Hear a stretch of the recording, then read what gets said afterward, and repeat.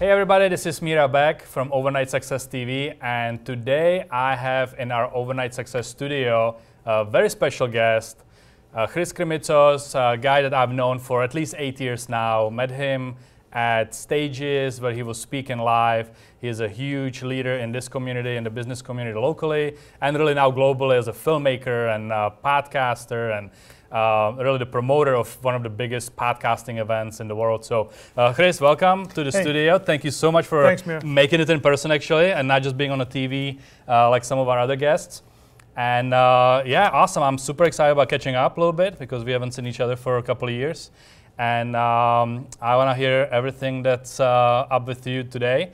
And to stay with the theme of Overnight Success TV, and really kind of, I always ask people about their success and the road leading up to the night when they became successful, which obviously is a myth, but in my definition of overnight success, like I shared with you before, it's really when people decide that they want to become successful and they take the first step. I think everything else, money, fame, all that stuff people want, a desire, all the time freedom, everything comes as a result of taking action and setting the goal and making a decision first. So that's why overnight success, it's not about winning lottery.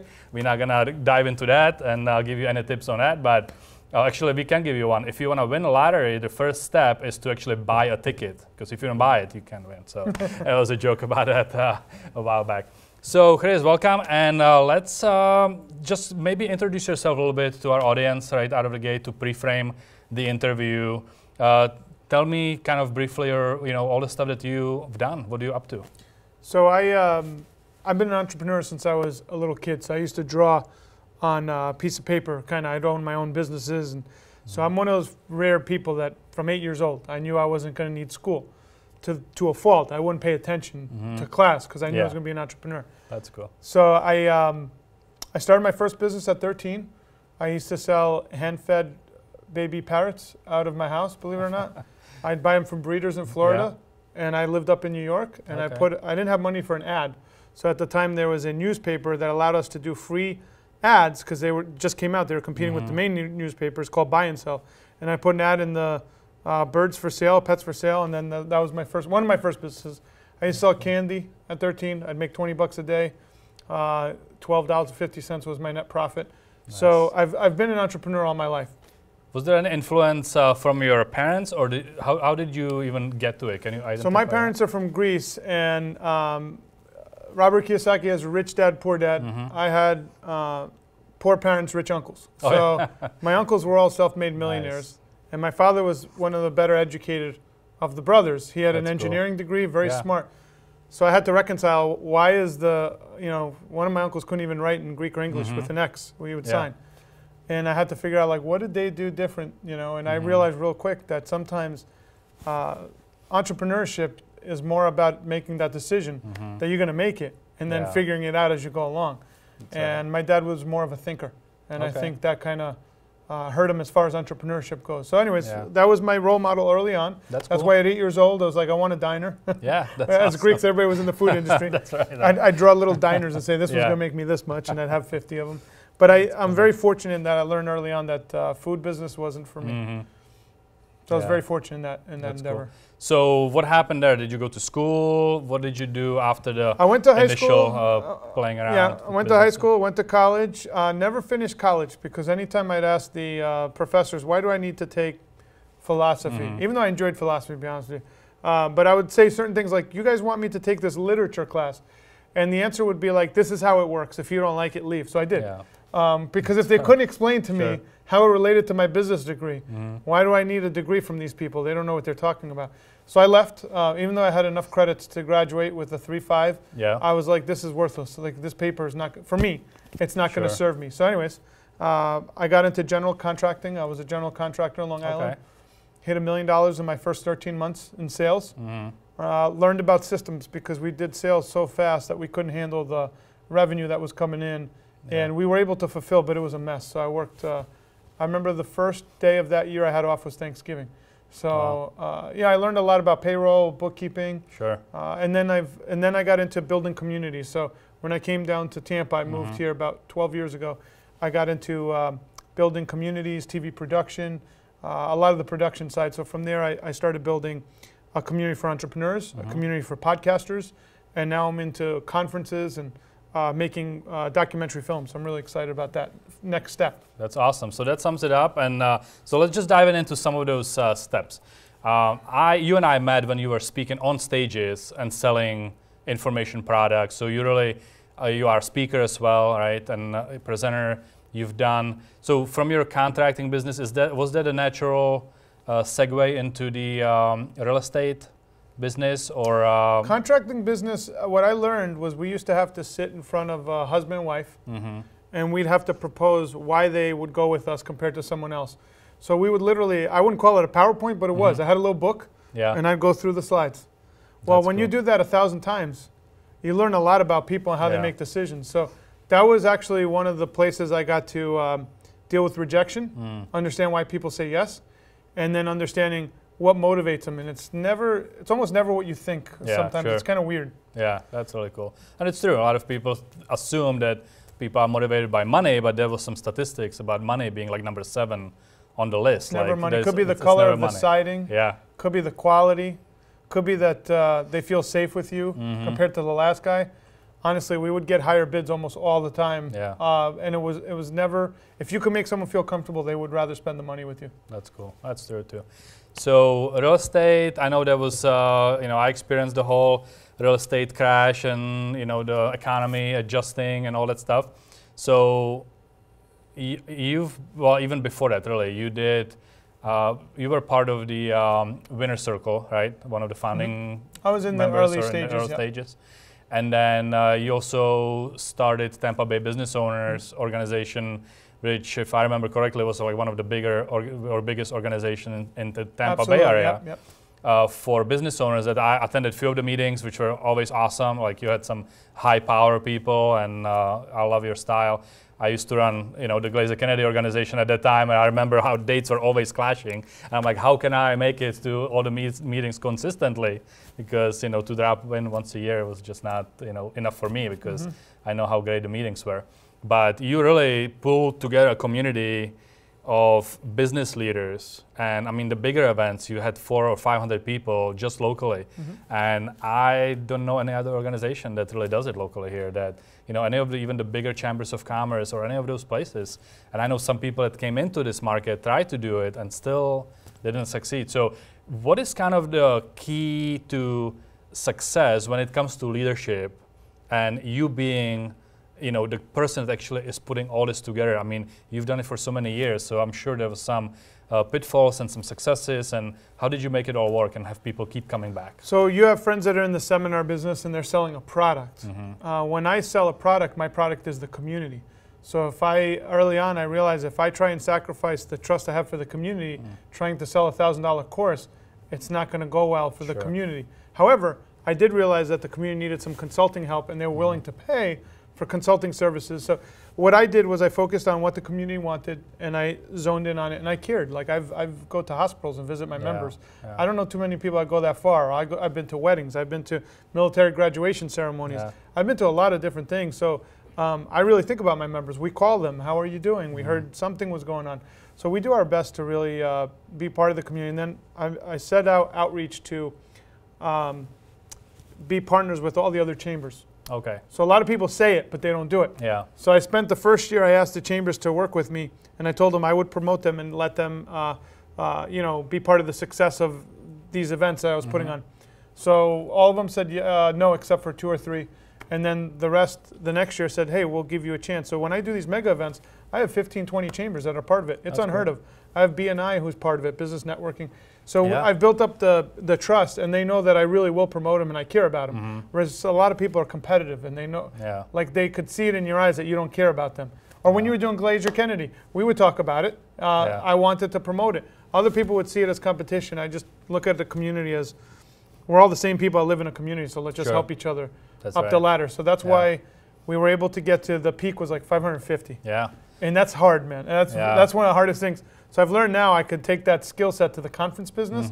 And I know you've seen it. It's hard. It's a lot easier for me doing the conference side than the local, because the local, to get 550 local people, They'd rather travel to another state and go to an event than go to their own, because as you know, it's not as sexy. Totally. So it's just a skill I've developed, and I care about people. I've met 5,000 people individually over the last 7 or 8 years. That's really so cool. I've done a lot of work. Yeah, and I know that from just experience, a lot of it was one-on-one meetings. One-on-one. You met them at Center Club or whatever you were doing. I've done meetings. 1,700 events. And 1,700 Personally. events, wow. Yeah, because you do have some of the e-marketing groups I do and a lot meetups, of other yep. stuff, meetups and all that stuff going on. So from putting on these events, if somebody wants to do a meetup, successful meetup, or somebody wants to step in front of the crowd Yep. and teach something, share their knowledge, whatever, what kind of tip would you give them in the beginning? Because I just want to stress the fact that you did your first event, the big event, and you had like 400 or 500 people at the event, and that's not the norm. Like normally when people do live event, I worked up to, that was my first mega event, but I did a lot of small events before that. Yeah, and that's where you learn. But the meetups are where I learned, yeah. Yeah, because the first Podfest, you knocked it out of the park. Well, that was my fourth. Because of all the... That was my first in Orlando. That was my fourth. Oh, that was your fourth already. Yeah, okay, so the first one in Orlando. Okay, that's right. Okay. It was the first time, and it kind of, technically it was my first mega event. Yeah. I made up my mind, let me take something local, and let's plant it out there and see what happens. The one thing, this is a lesson, I was very scared to take it out of the city because there was all these factors I don't know. Yeah. And then I put my fear aside. But by the time I was ready to promote this event, my goal was to get 500 people there. I only had 3 months. So don't even ask me how I did it. I figured it out. In 3 months, we had 500 people there. But that's a skill set I built. Like I know what works, what doesn't, and I'm very nimble. Yeah. So now I have 6 months, so we're expecting well So over let 1,000. me guess. I think one of the things you probably did, you only work 4 hours a week, right? And then everything just happened automatically. Ask my wife about that. That's right. Yeah. Exactly. No, let me share something. So the first thing I did was, I was like, hey, I'll put some Facebook ads and I'll track people to a hotel and I'll sell them into my event. I spent $500. 13 people RSVP'd. There was no ticket. It was free. And then a hurricane came through Orlando, and the event got canceled. So then I scheduled it for the next week, and then I spent another $100. No one showed up, and I had 2 of my speakers show up. They got scared. They're like, "Who's showing up for this Podfest? Wow. If this guy can't even attract one person off of Facebook, how's he going to get 500 people?" So what I do is I basically went through $500 or $600 in testing. I did 2 events.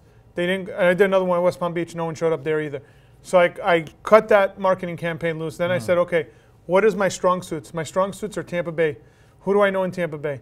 I know these leaders. I called them all up, and I asked them if I could speak. I got 20 speaking engagements in those 3 months. And then I did what I call the ground and pound. I spoke, had people sign up if they want to learn more about it, and then I had a lady that did sales that would call them up, tell them about it. So we hit 400 attendees. Yeah. So now we're 100 short. And I'm very big on integrity. I already put my thing. So then she goes, I've called everybody. We're a month away. There's no way we could get an extra 100 people. So then I said to her, this is what I want you to do. I said, Lorraine, you're going to call up everybody that's an attendee. You tell them how excited we are to have them. Tell them about the culture. And if they have any friends, tell them to get on board, because that got us the last 100. That's was from awesome. Not even selling, just telling them how excited we are for them to attend. That's amazing. And what I get out of you sharing this with me is the phone and the personal approach being big time, right? And that's one of the lessons then that we're gonna touch on today is all this marketing, the flashy Facebook ads and everything else is great, but the phone and actually be able to pick up the phone and talk to a person is really still the #1 marketing tool. I put my personal cell phone on the About Us. I put an article and it says, if you have any questions, call me. I've made more money by putting my phone number on that page, because then people call. And it's like sponsors, it's big companies. Yeah, that's awesome. And attendees. And I see it in the space a lot. Like anybody that has the phone in their marketing funnel, it always works. The people that want to send out 2 emails and fill a room, unless you have hundreds of thousands of people on your mailing list, it doesn't really work. So that definitely is one takeaway from this. My mailing list, I had no mailing list, by the way. I had no mailing list? For Podfest? For that specific niche, I had 200 people. Wow. So it's not about the mailing list. I'll just tell you right now. It's great to have a mailing list. My mailing list is much bigger, but this was when I was like, let's make something of it. Yeah. It was about the culture and the community. So we built something very special, and you're going to be covering it. You'll see. This next year, we had 101 people buy tickets for next year's already on site. So we have a good start. So 20% conversion roughly. Yeah, and a little bit higher, but yeah. Yeah, that's awesome. So that's cool. From the big mega event, just kind of a sidebar, some of the lessons that you got out of it that you're gonna do differently maybe next time, or something that really worked out of the gate? Well, one thing you have to, when you do a mega event, and I've done even the local super socials where I get 500 people, something's always going to go wrong. I don't care what it is. I don't care if you have the best team. Yeah. Something in communication is going to go wrong, and you have to brief your team before you start. Every morning we have team briefs. Then you have to debrief them, and you have to be okay with things going wrong. Sure. Because when you have that many things, something's going to go wrong, and you have to say, okay, I'll fix that next year. Because in the moment, if it already went wrong, there's nothing you can do. Yeah. One thing is we replaced a team member from last year to next year because their energy was off. So for me, energy needs to be in alignment. Even though that individual was quicker at doing their work than our entire staff combined, but their attitude was negative. Wow. So I'd rather pay an extra $10,000. I know it's going to sound extreme, than have someone that's negative on my team. Yeah. So get the energy out, because next year having the right person will actually help us attract and make more. Just impact more people, because that's why we do it. So making sure your team is aligned energy-wise, as far as they know what they're there to do, which is serve the attendees. 2, take money out of the equation. So what we did really well was, on day 1, I was very open with everybody, saying, if you'd like to buy a ticket to next year's event, we're going to include this year's video and slides. So when someone bought a ticket to Podfest 2017, they got the videos and slides of Podfest 2016. Okay. So what that did was, if you buy the video and slides of Podfest 2017, I will give you a bonus ticket to the event in 2018. Created 2 things. Great. One is they all wanted the video and the slides. Sure. So they got a bonus ticket. 2 is no one could refund because they never bought a ticket. They got it as a bonus. That's right. So it saved me on all refund costs. So that's just strategic. And it's good, because it's good business for them, good business for me. All too often people will buy and then they'll refund. Yeah. Well, if they got the video and slides, I've already delivered. That's right. And that is a lesson that just from what I see with other events. Never sell the actual event, but bonus it, so you don't have to refund when people's schedule changes, or when it's raining, or whatever. Their dog is not feeling It's just good business, because So- what people don't realize about events, and I know you know this because you do a lot of the audiovisual, an event could cost 6 figures. I have friends, their events cost $500,000. Sure. So someone walks in, they're like, oh, where's the cost? The AV costs on some of these events, as you know, could be 6 figures. Sure. Audio visual. Absolutely. I have one friend that paid $50,000 for coffee. And people are like, oh, how can that be? When you step foot on a resort, the coffee could be anywhere from $70 a gallon to like $150. That's right. And I'm not, I want someone to, you could go check. This is not me that's not making up. overnight. No, I'm this not is making real these numbers up. I've I'm seen it. shipping some boxes to Anaheim next week for an event. For every day they wait for me, it's $20 per box. Handling fee, I don't know if it's a union fee or what. That's it. So to understand is, you have to understand your expenses. So you have to run a tight ship. And you have to understand kind of your, where your cash flow comes in and what's congruent. So that's just something I think people need to, I think you just need, if you're an entrepreneur, stand by your value, because it's important for you to survive so you can build your business. Sure, absolutely. Yeah, if you don't make any money and can do it again, then or an event, as you know, in the first couple of years, if you could break even, that's a huge thing. Yeah. In events, it's a weird opposite land. I think you should always make money, but in an event, if you break even to establish the event, each year you should make a little bit more money. And growing your list and getting your following, just like you have been saying about building communities and things like that. So that's pretty awesome. So you have Podfest. You are still actively involved in the local business organization. I run 3 or 4 communities. I lose track. Okay. So share with me some takeaways or some insights on a local level. So because you've done it anything from small meetup at Denny's or whatever. I'm sure you've done some really I've done meetups with 2 people. Meetups all the way up to they always 500. grew, but they could start with 2 people. So let's bring it down from the 500-person mega event level down to somebody has something they want to share. They want to do a meetup.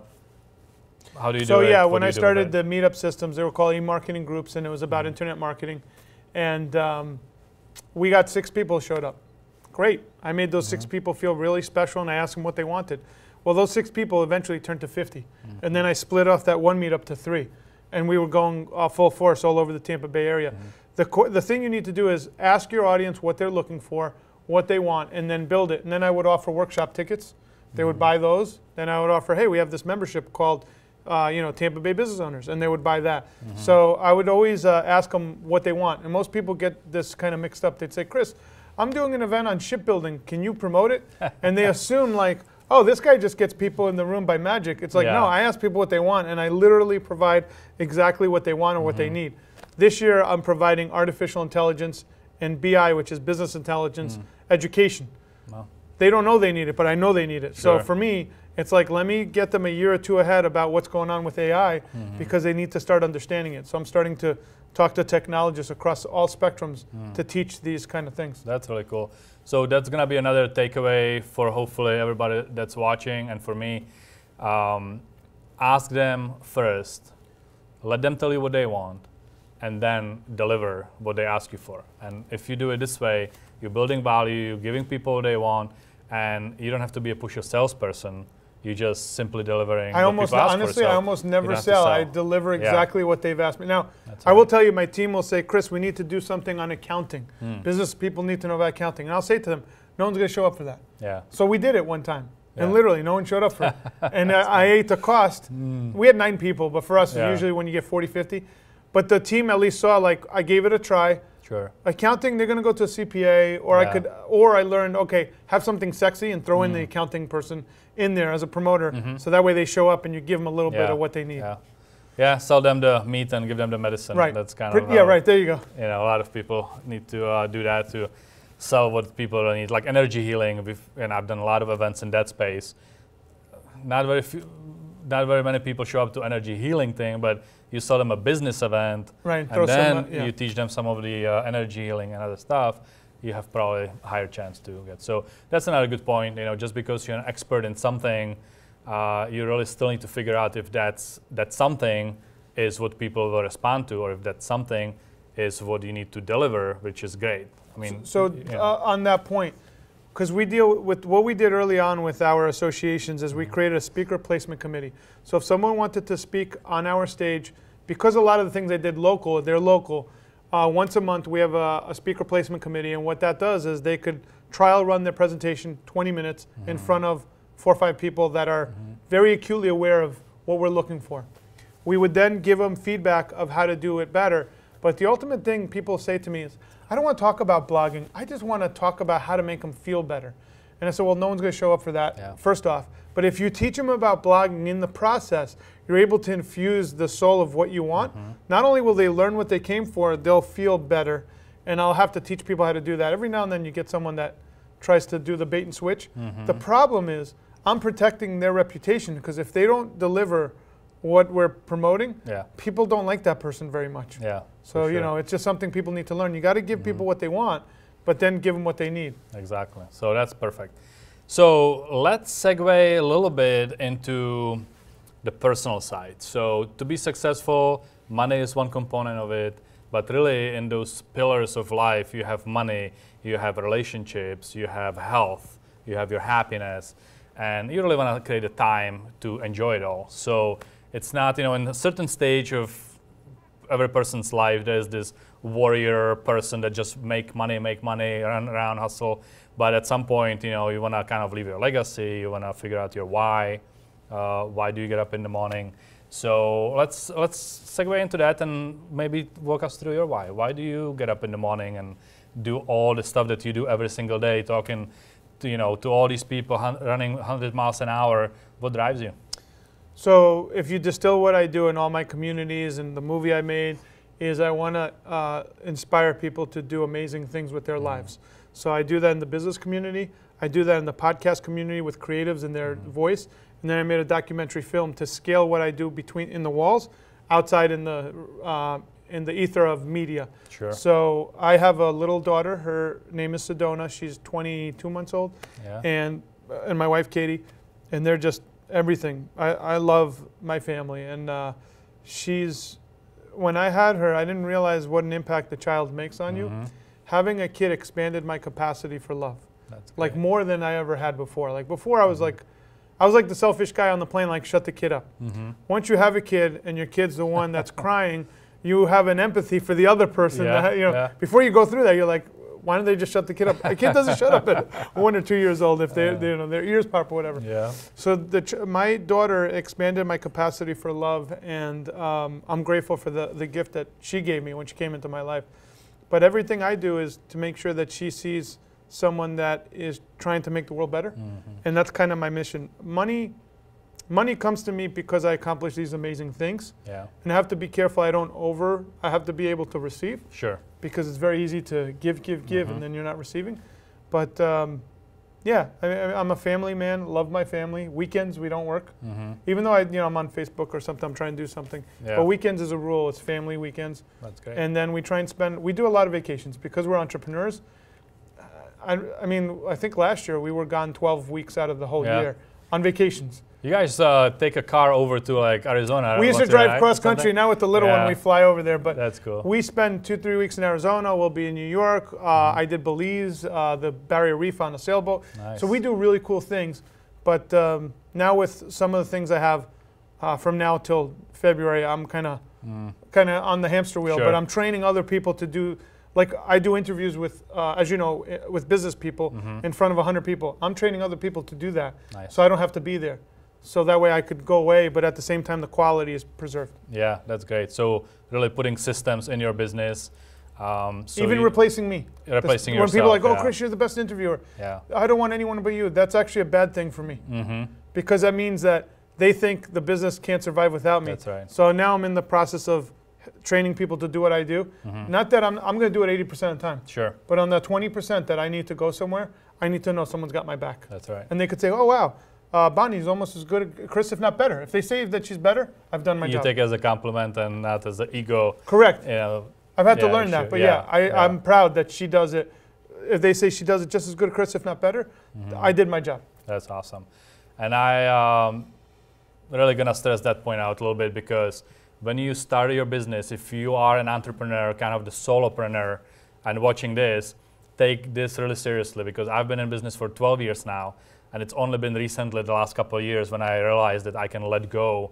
And really, the way to grow your business, you have to leverage and multiply and surround yourself with people that can do the work, hopefully better than you. So it's not, there's nothing wrong you want them to be better. I know that sounds crazy. That's exactly. You want them to be better. When the people are like, oh, they're not as good as you, then you gotta, you want them to say, man, they're almost as good, if not better at times. You're like, good. Yeah, and even if you're planning on selling the business, like there's a great book called The E-Myth. Yeah. And that one really goes through a very simple example of a pie maker, how to set up the business so you can sell it. And I've tried to actually sell my business a couple years ago as well, and it could have totally happened completely differently if I was not the only guy working in the business. It was a lot of challenges. So when you're building your business, look 5 years from now, 10 years from now, see where you want to be in your personal life, and always keep in mind that business is there to support your personal life, not necessarily the other way around. I agree. And then you can have great relationship like you and your wife and your child. It's always a balancing act. I'm not going to say like there's times it's unbalanced, but it's as long as you're cognizant that your priorities are to have a great family life and your business is there to serve you. That's really important. That's really awesome. So any tips for relationship-minded people?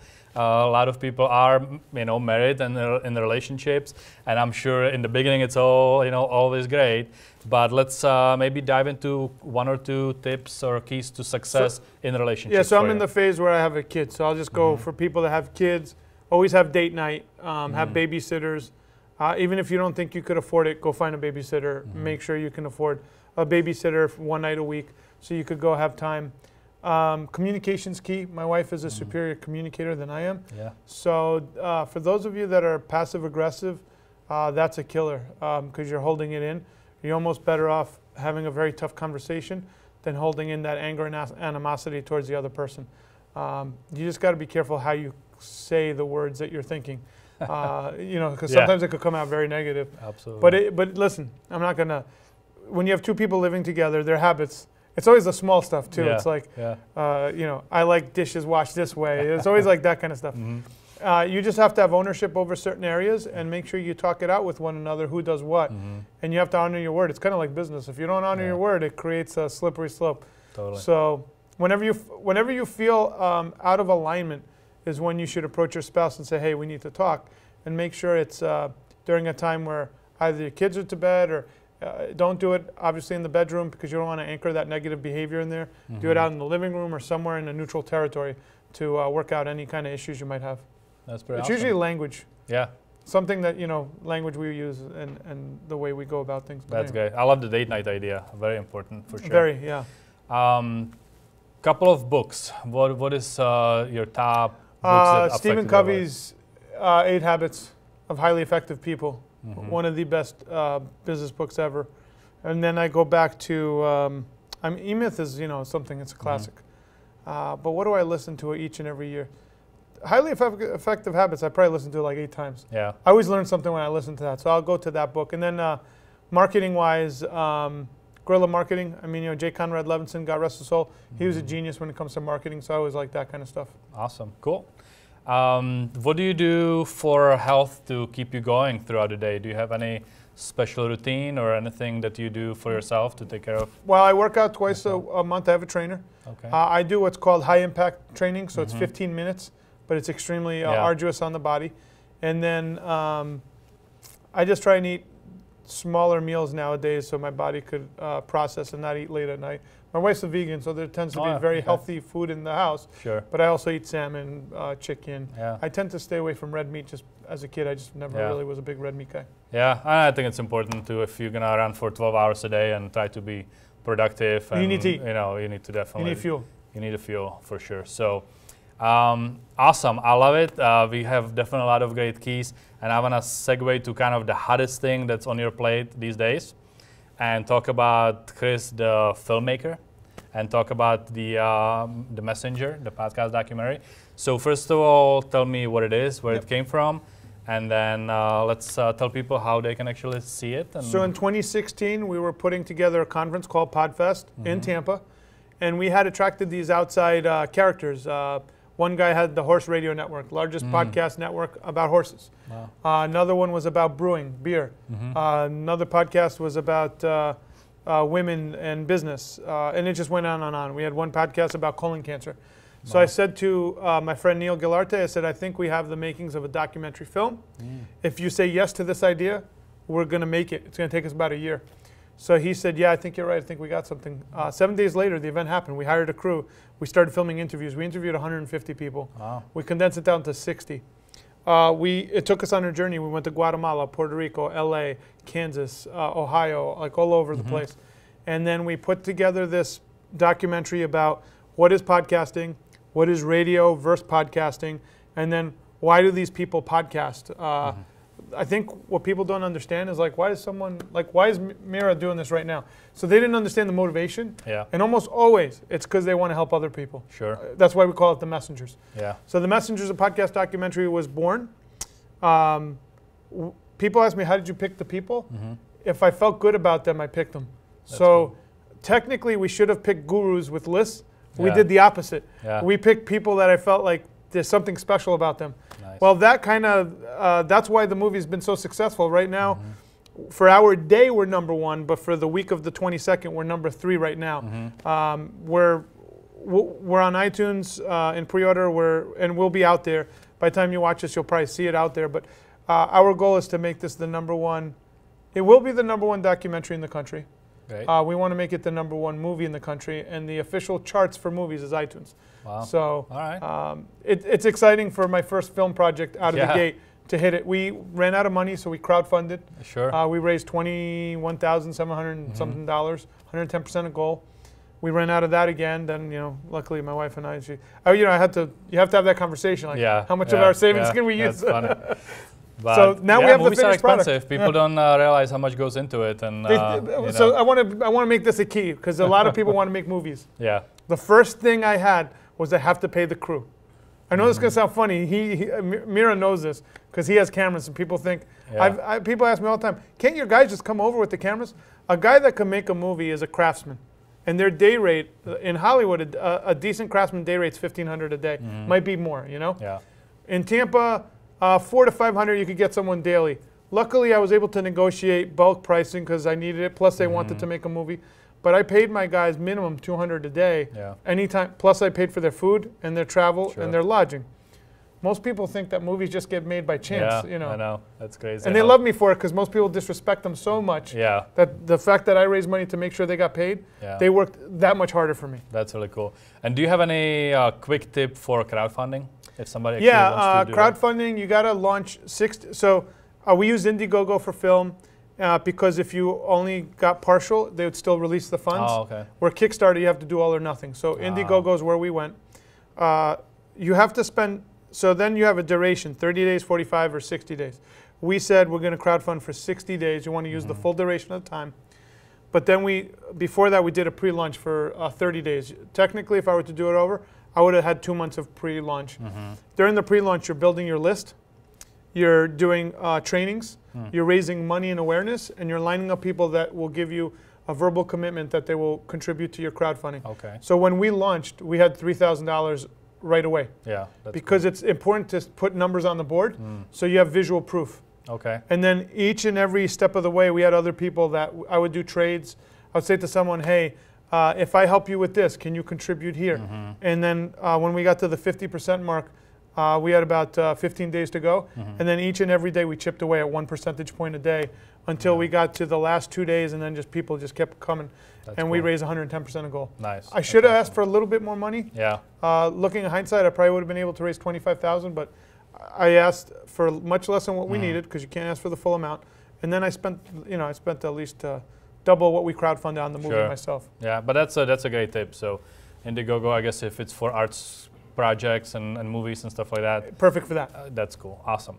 Okay, so do you have any stories from your shooting? It's always kind of the bloopers reel and all that behind the scenes and what actually goes into the making. I'm sure you have a one or two. We had one of our crew actually jumped off. We were filming on a boat, and he decided to jump off the boat in the middle of the Keys, and he was hanging on the front of the boat. I don't know why he thought it'd be funny. Yeah. But he forgot that he's not 20 years old anymore. He couldn't get back up on the boat, and his feet started going out. And there's sharks out there. It's out in the middle of Key West, we're out in the middle of it. And he wanted us to help him. But he's with a group of filmers, so we just all filmed him, watch him, see if he can make it back on. He eventually made it back on, but it was a struggle. His feet got wet and everything. That's funny. That was a good one. And then we had one moment. We were in the Everglades at night, 11 o'clock at night, heading back to our hotel room. And I had a quarter tank in the car. And I usually let my car run empty. But for whatever reason, that moment, I was like, man, I think I need some gas. And I'm in like a country road out in the middle of the Everglades.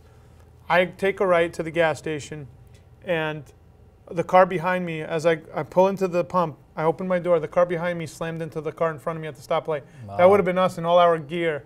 We had about $15,000 worth of gear back there. And that was our first trip out.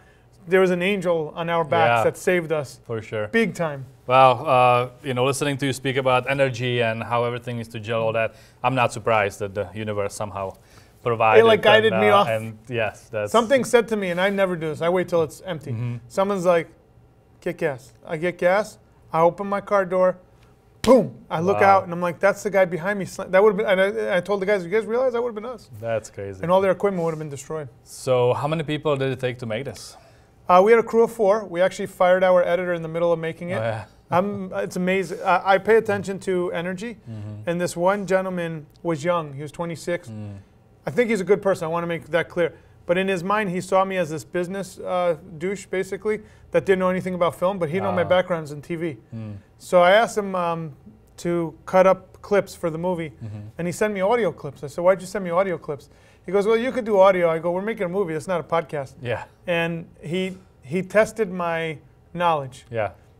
Well, the next day I saw him, I said, look, I really appreciate what you bring to the table, but we're going to have to let you go. And then he held our footage hostage, whatever he shot. Really? He wanted a licensing deal. Oh. So the crew and I got together, and they all said, let all the cut whatever footage he has on his camera loose. He wasn't the primary camera, thank God. And then we reshot what we needed. And one lesson there is don't ever let anyone hold your vision hostage. And the crew says because we got rid of that energy, that everything else just went through the roof. That's awesome. So that's cool. So 4 people, about a year. Did you fit under 6-figure, or what was the total? Oh, it was what we spent? Budget? Yeah, about 50, 60,000. I would say about 50. How much did you think originally that's going to cost you? 20. Yeah, it was double and a half. So 20. Double I was like, oh, 20. Yeah. My accountant at one point said, "You realize you've already spent $15,000 on travel?" I'm like, "Oh man, wow, I had no clue." That's pretty awesome. So congratulations. Yeah, we're competing with Hollywood right now, so it's exciting. For sure. So we'll definitely do what we can. This is the logo. You show it on that camera. Oh, see if you can pick it up from there. So we'll put some links under the video for sure where you can actually go and buy it. Is it just on iTunes or is the physical stuff on Amazon? By the time this comes out, places? It'll be on Amazon, Great. iTunes. Go to the Messengers doc. You'll have the links. But Perfect. that's so we'll put the links below. And the point is, this is the point. I made up my mind a year and change that I was going to make a movie. Here I am now, a year later. Not only have I made a movie, I didn't have any big gurus in it, right? No list building. No one paid to be in the movie. Yeah. I paid the crew. I did everything most marketers wouldn't do, right? Yeah. Most marketers fall in love with marketing for the sake of marketing. That's the problem. So then now the people in the medium have gotten behind this project that we're now tracking. The movies I'm competing with are Tom Cruise's The Mummy, Wonder Woman, or whatever. Is that what you call it? Yeah, Wonder Woman. All these big Cars 3. We're competing with Hollywood, and our marketing budget's zero. Their marketing budget's in the billions. So it's just amazing when you make up your mind to go back to your right here, overnight success. Things came, because I set out the energy, it aligned with my vision, and then each step presented itself. I didn't know how to crowdfund. I did a workshop before crowdfunding on how to crowdfund. I sold tickets to it. One guy on my workshop knew more about me. I put him up on the stage. I learned crowdfunding while he's talking. I'm taking notes at my own workshop. That's awesome. But what I'm trying to say is, I didn't know distribution. I didn't know how to make a movie. We learned together. I knew certain aspects of the interview process. The crew told me, hey, don't talk during these breaks. We need full sound bites. I didn't know how to get a distributor. We had 2 bidding for this movie. So we got literally a Beverly Hills, LA distributor to distribute this movie. You can't get on iTunes if you don't have a third-party distributor.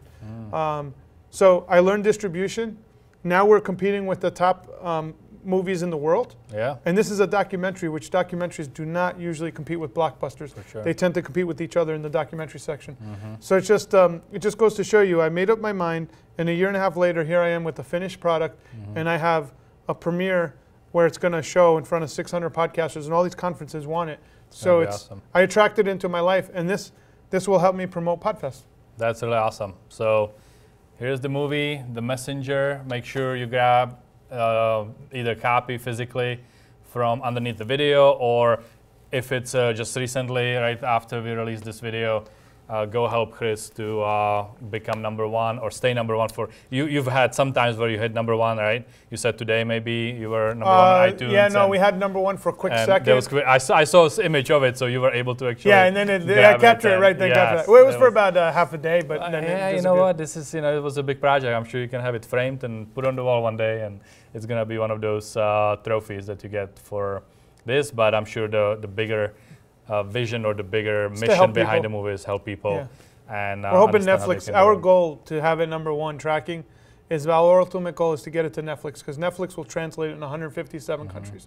I have relatives in Greece. You have relatives in different countries. Yeah. You can't get what it's very. When you live in the U.S., you take it for granted. We get all this cool stuff. They can't get it. Yeah. So if I could get it in Netflix, it translates instantly to 157 countries. Wow. So we want international distribution, even if. Putting in Netflix does help hurt your profit margins. Sure. But it helps getting the message out, and that's why we made this. Yeah. Well, like you were saying, if you do all the right thing and add value, the money will show up, and that's kind of how the universe works, I guess. So, Chris, thank you so much. I really appreciate you for having me on the show. Yeah, that was awesome. Glad that we got to catch up, and hopefully you guys got a lot of takeaways, a lot of lessons from this. Thank you for watching, and we'll see you next week at the next episode of Overnight Success TV.